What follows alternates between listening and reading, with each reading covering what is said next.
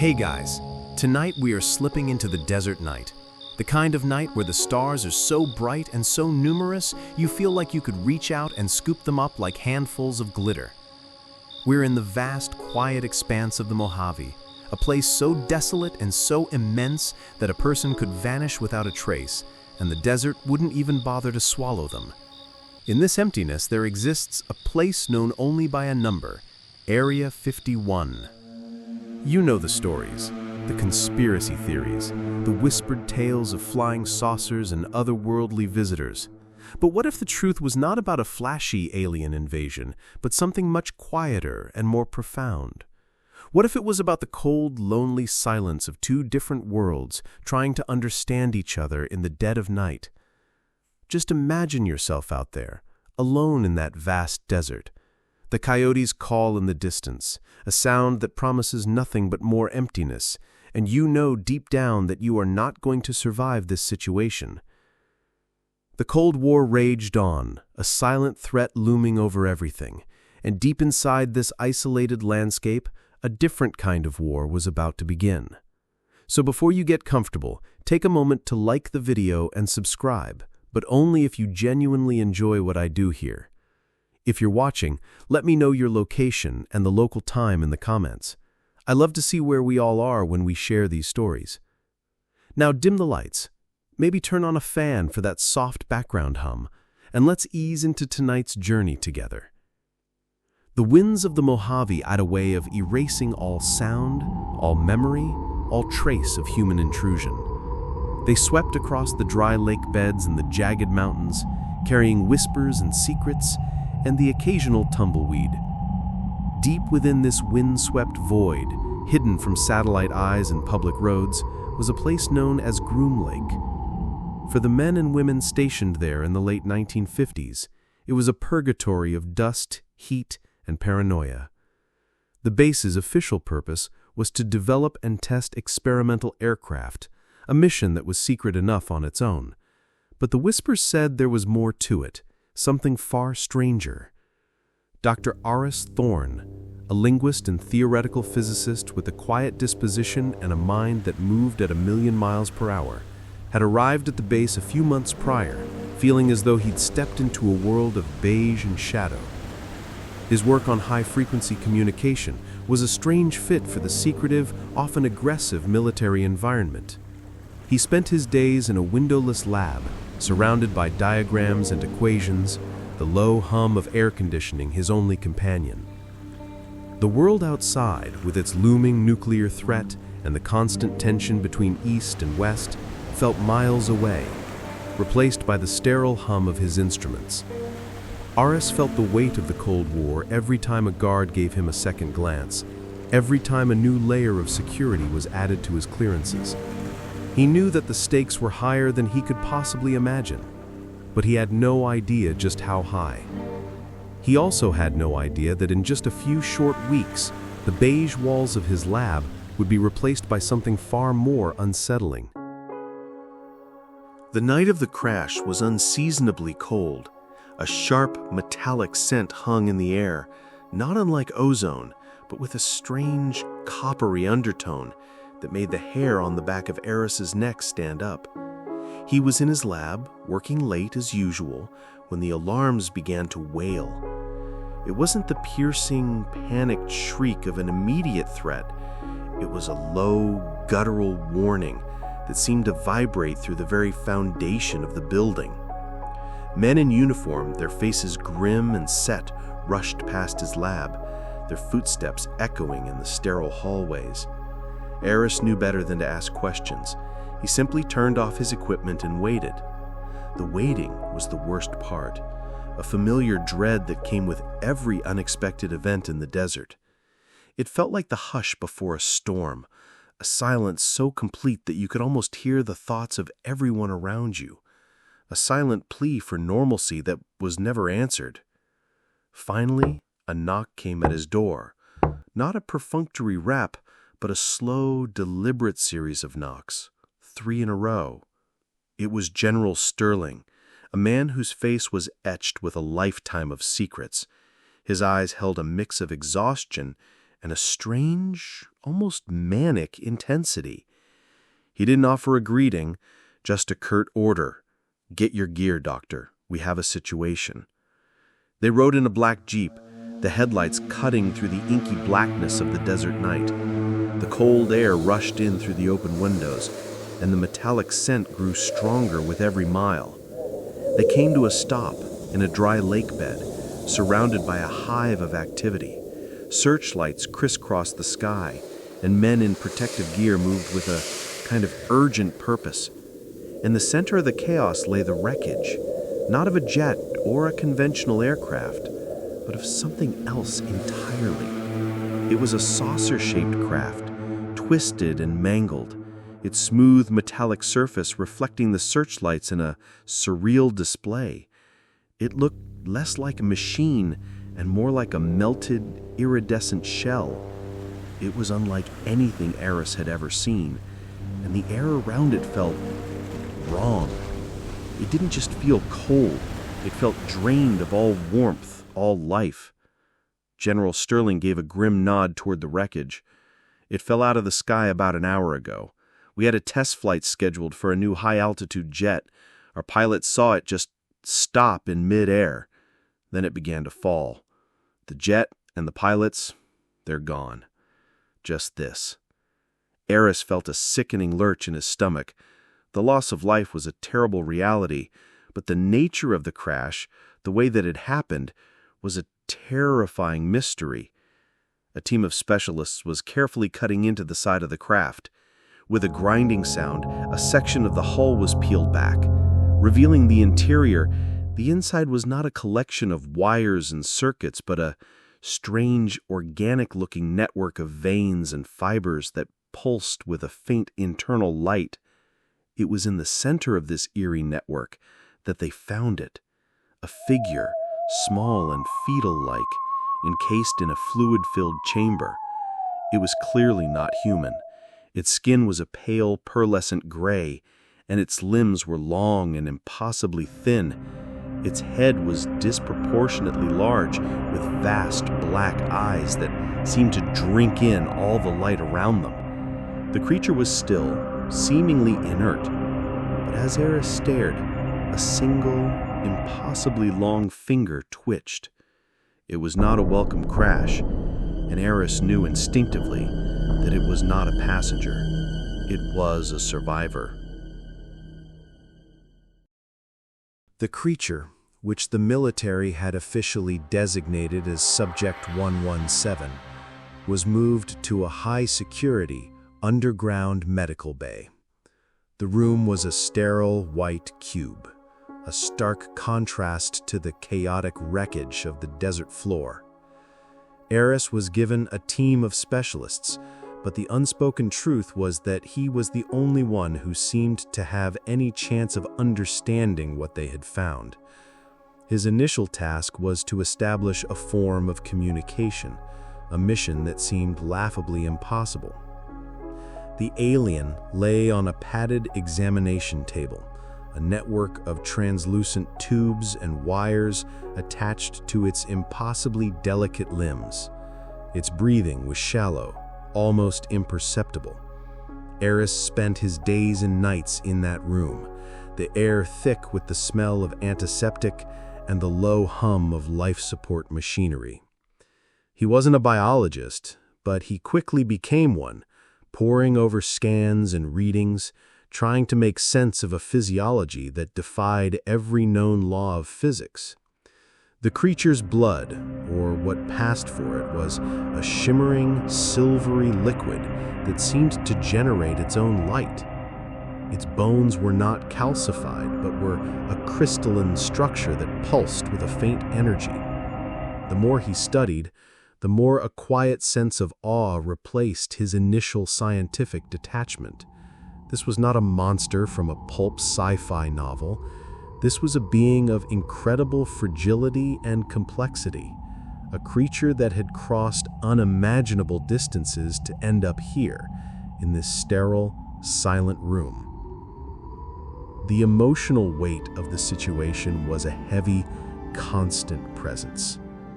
The military saw the creature as an asset, a piece of advanced technology to be reverse-engineered and weaponized. The scientists saw it as a puzzle to be solved. But Eris saw something else. He saw a being that was alone, terrified, and profoundly injured. He would sometimes sit by the creature's bedside, not to take readings or to run tests, but simply to be a presence. He would speak to it in a low, gentle voice, explaining his work, talking about the desert outside, or sharing a memory of his childhood. He knew it couldn't understand his words, not in a literal sense, but he hoped the cadence, the tone, and the humanity would carry some meaning.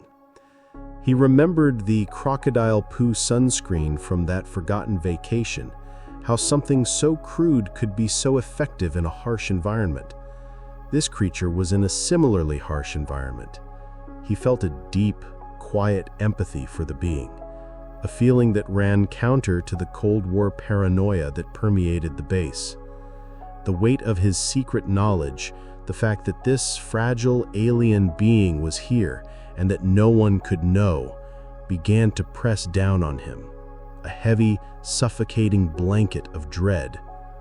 He knew that the moment the military decided the creature was no longer useful, its fate would be sealed. He also knew that his own moral compass, which was once a solid thing, was now wavering in the face of this extraordinary dilemma. Days bled into weeks, and weeks into months, and Eris's sterile lab became the creature's silent sanctuary. The creature was slowly, painstakingly recovering. Its pale skin regained a faint luminosity, and its movements, once a series of spastic twitches, became fluid and deliberate. It would watch Eris with those deep black eyes, tracking his every movement with an unnerving intensity. It was through this silent observation that the communication began. It wasn't through spoken words or a complex alien dialect. It was through a shared language of sorrow and understanding. One evening, Eris was sketching a complex equation on a whiteboard, a formula he had been trying to solve for weeks. He was frustrated and exhausted, the feeling of futility a physical weight on his shoulders. He sighed, scrubbing a hand through his hair, and turned to look at the creature. It had raised a delicate three-fingered hand and was slowly, almost gracefully, tracing the pattern of the equation in the air. The lines it drew were not quite the same as his, but the underlying concepts were identical. A current of pure electric shock ran through Eris. It wasn't a coincidence. It was understanding. From that moment on, their communication became a silent dance of symbols and gestures. Eris would draw a simple diagram of a star, and the creature would respond with a shimmering, almost holographic image in its mind. He would show it a picture of his family, and the creature would project an image of its own, a small, ethereal being with the same large, dark eyes. It was a profound connection that transcended the barriers of language and biology. Through these silent exchanges, Eris began to understand the alien's story. It was not a warrior or an explorer, but a simple cartographer, a navigator of stellar currents and cosmic dust clouds. Its people were a race of quiet, peaceful scholars, their lives dedicated to the mapping of the universe. The creature's name, or what Eris came to understand as its name, was Kale. Kale had been on a solo mission, mapping a distant supernova, when something went wrong. A sudden, violent surge of energy had knocked its small ship off course, sending it hurtling into a cold, dark patch of space it had never seen before. It was lost, alone, and terrified. The memory of the crash, of the wrenching sound of metal and the blinding flash of light, was a constant echo in its mind. The shared experience of loss, Cale's loss of its home and family, and Eris's own quiet internal mourning for a world he no longer recognized, created a bond that no amount of military force or scientific analysis could ever sever. They were two lonely souls floating in a vast, silent ocean, and for the first time in a very long time, neither of them felt completely alone. As Cale's health stabilized, its ability to communicate became more precise, more lucid. Eris no longer saw random flashes of imagery, but a coherent narrative. The images Cale shared were breathtaking, galaxies like swirling pinwheels of light, nebulae blooming in the void like cosmic flowers, and the quiet, scholarly world of its people. But with the beauty came a terrifying undercurrent. Cale's mission was not just for discovery, it was for survival. Its species had detected a phenomenon, a slow-moving but relentless wave of cosmic radiation that was sterilizing entire star systems, extinguishing life with a silent, invisible fire. This wasn't a sudden cataclysm, but a slow, agonizing death that was spreading across the universe. Cale's people had dedicated themselves to finding a solution, a way to build a cosmic ark that could withstand this wave and carry their civilization to a safe harbor. Its ship had been a scout, sent to map the edge of the affected zone and to find potential havens. Its crash on Earth was a fluke, a tragic error in navigation. The planet was on the very fringes of this devastating wave, and in a few short millennia, it would be engulfed as well. The reveal hit Eris with the force of a physical blow. The Cold War, the nuclear threat, the tensions that had defined his entire life suddenly felt small and insignificant in the face of this cosmic tragedy. He had been so focused on the fear of what man could do to man that he had forgotten the universe was a far more indifferent and dangerous place. The truth wasn't about an invasion or a conquest, it was about a desperate, lonely flight from a force that was beyond human comprehension. Cale was not a threat, it was a refugee, a harbinger of a future that seemed impossibly distant, but was, in cosmic terms, just around the corner. Eris knew that the military, with their singular focus on defense and power, would never understand this. They would only see the creature's advanced technology, its innate knowledge, and its potential for exploitation. They would want to weaponize the cosmic truth, to turn the very essence of Cale's sorrow into a tool of destruction. Eris knew he couldn't let that happen.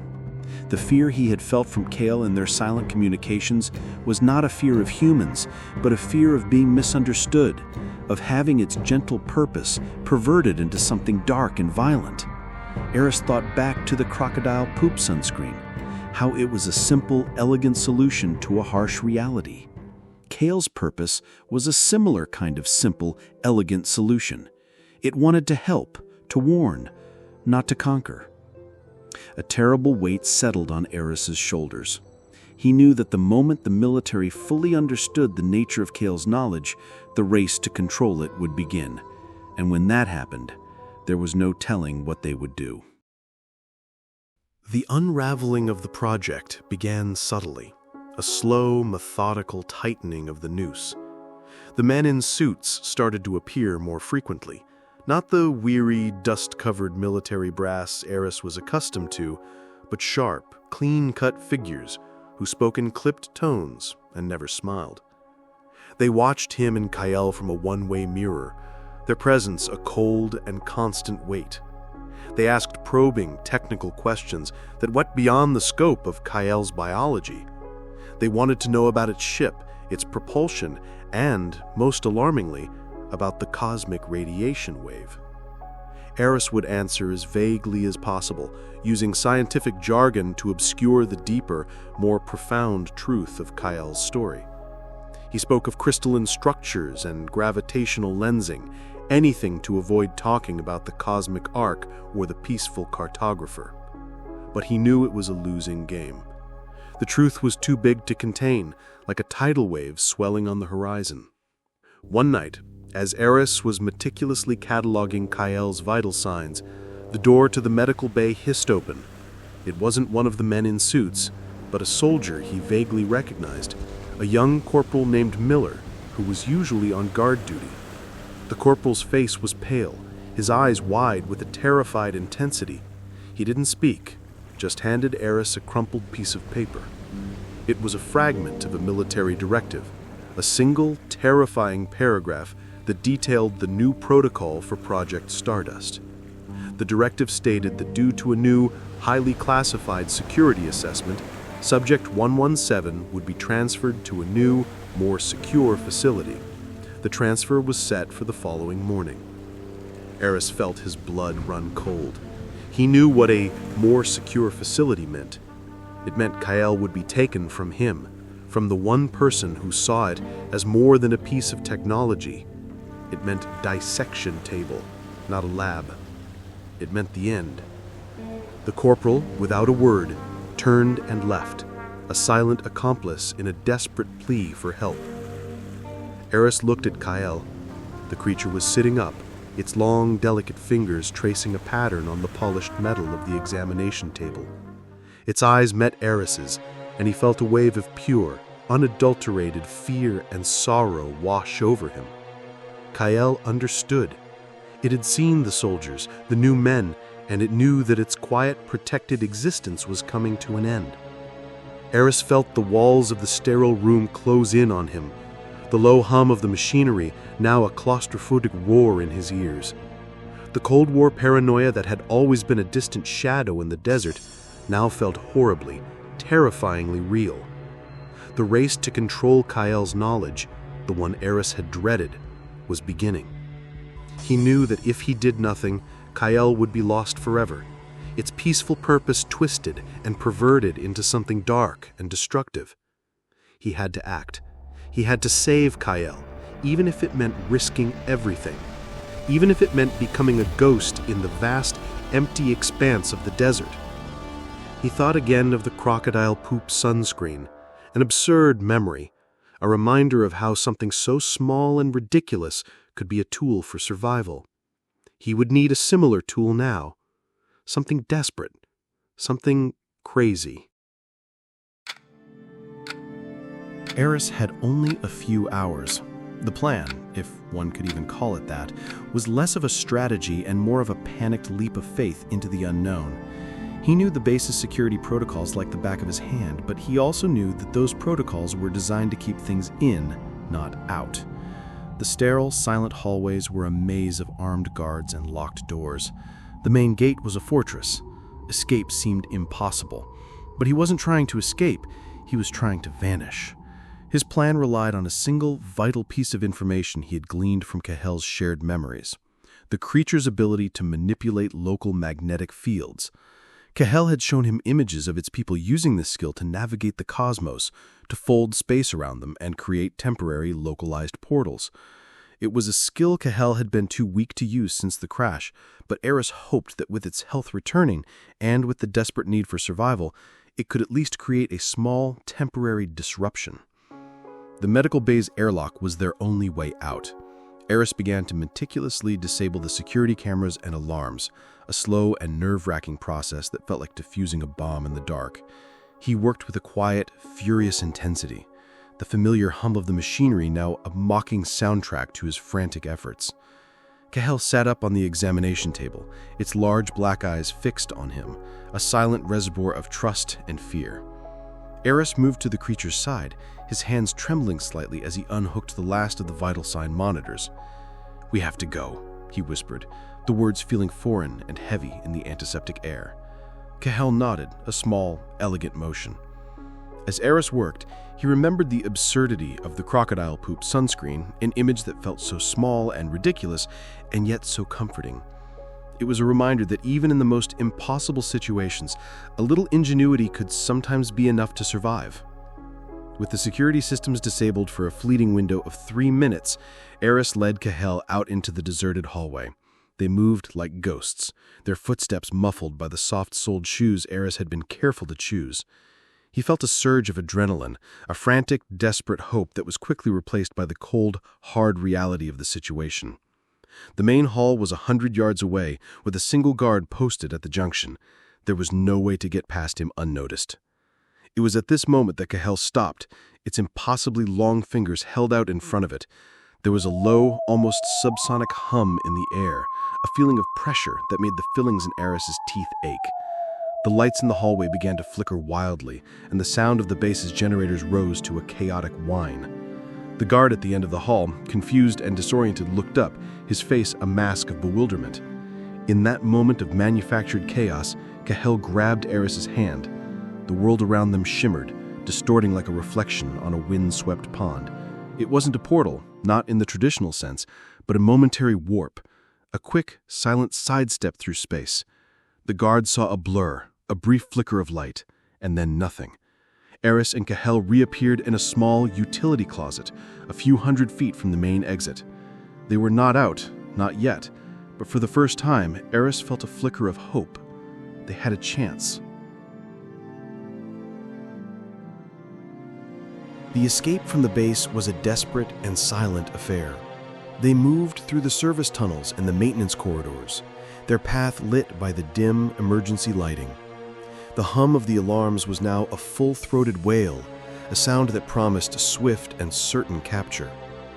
Eris, his heart hammering against his ribs, led the way, his mind a chaotic mess of escape routes and contingencies. Cahel, still weak, stumbled occasionally, but it never let go of his hand. It was a silent pact between them, a bond forged in the sterile light of a secret lab and the crushing weight of a shared secret.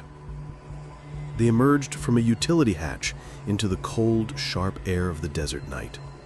The vast, star-strewn sky, a breathtaking and terrifying sight. The searchlights were already sweeping the perimeter, their blinding white cones of light cutting through the darkness. The sound of helicopters was a low, distant thrum. They ran. Eris had no idea where they were going, only that they had to get as far away as possible. The desert was a landscape of 1,000 dangers, a place that had already swallowed countless secrets. The ground was rocky and uneven, and the sharp, spiky plants tore at their clothes. Eris was a physicist, not a commando, and the physical exertion was punishing. He was aware of the absurdity of their flight, a man and an alien, running from the forces of 2 worlds. The irony was not lost on him, that he was running from the very nation he had sworn to protect. But he was no longer protecting a nation. He was protecting a truth. Cahel, sensing his exhaustion, would pause occasionally, its 3-fingered hand squeezing his in a silent plea for him to continue. They ran for what felt like hours, their bodies screaming in protest, the helicopter noise growing steadily louder. They finally collapsed behind a jagged outcropping of rocks, their breath coming in ragged gasps. The helicopters were close now, their searchlights a relentless, probing presence in the sky. It was here, in the cold, silent vastness of the desert, that their journey came to an end. Cahel, its large black eyes looking up at the sky, gave a low, sorrowful hum. It placed its hand on the rocky ground, and a faint, silvery light began to emanate from its fingertips, pulsing in a slow, rhythmic beat. Eris didn't understand what it was doing, but he felt a sense of finality in the air, a profound and sorrowful goodbye. The helicopters, now directly overhead, began to descend, their rotors kicking up a storm of dust and rock. The last thing Eris saw was the beautiful, heartbreaking light emanating from Cahel's hand, a silent message sent out into the cold, uncaring universe. And then the soldiers were there. The truth of that night, of the man and the alien who had faced a cosmic sorrow together, became a secret buried deep in the silent, star-strewn desert. The whispers of Area 51 would continue for decades, but no one would ever know the quiet, desperate truth of what truly happened there. And so, the story of Dr. Eris Thorne and the quiet visitor from the stars fades into the gentle hum of the night. The searchlights and the sirens, the fear and the desperation all dissolve into the vast, empty canvas of the desert sky. What remains is a feeling, a soft echo of a bond forged in the darkest of places, a reminder that even in the most sterile and secret corners of our world, there is room for connection, for understanding, and for a quiet, desperate hope. The image of Kale, its hand on the cold earth, sending a last shimmering message to the stars, is a reminder that we are all, in our own way, reaching out, trying to find our way home. We are all just a part of a much bigger story, a cosmic ballet of light and darkness, sorrow and hope. Let that thought settle in your mind like a soft blanket. The world outside is a busy, noisy place, but here in the quiet of the night, it's just us, listening to the echoes of a story that feels as old as time itself. The stars are still out there, just as they were for Eris and Kale, and maybe, just maybe, they are a little less lonely tonight. Good night.